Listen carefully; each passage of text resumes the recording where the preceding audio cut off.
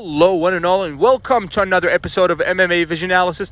This one, I'm here to talk about Conor McGregor, Michael Chandler, the fight that's supposed to be happening in June, according to Dana White, that is.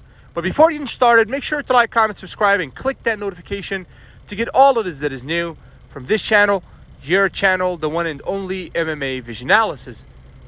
This fight has been talked about for at least a year at this point. I believe everybody's kind of tired of talking about the Conor McGregor comeback and Michael Chandler as well, because Michael Chandler has been recently inactive for quite a bit as well. So we're super hyped up for both of these guys to come back, and supposedly this fight is supposed to happen sometime in June. Either this one's gonna be it's either gonna be a main event or a co-main event.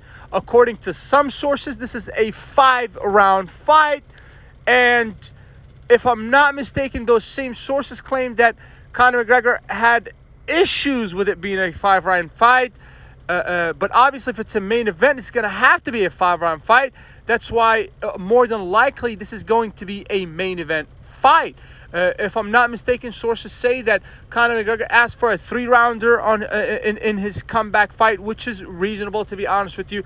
Conor does not have a good track record in 5-round fights, and he's definitely not going to say no to fighting 5 rounds.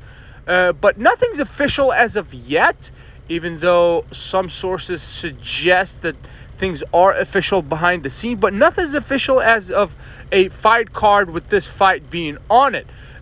Only speculation at this point, even though Dana White has spoken about it in public. But will the 5-round fight be in favor of Conor McGregor? Obviously not. It's going to be in favor of the fresher fighter in the form of Michael Chandler here. But that does not mean that this fight will last 5 rounds, or also it does not mean it just because Conor McGregor didn't perform as well in the past in 5-rounders does not mean that this same thing could happen in the future. So I'm just super hyped up for a Conor McGregor comeback. And it's amazing that a fighter who lost, I believe, 3 or 4 of his last 4 or 5 fights still has this much hype behind him.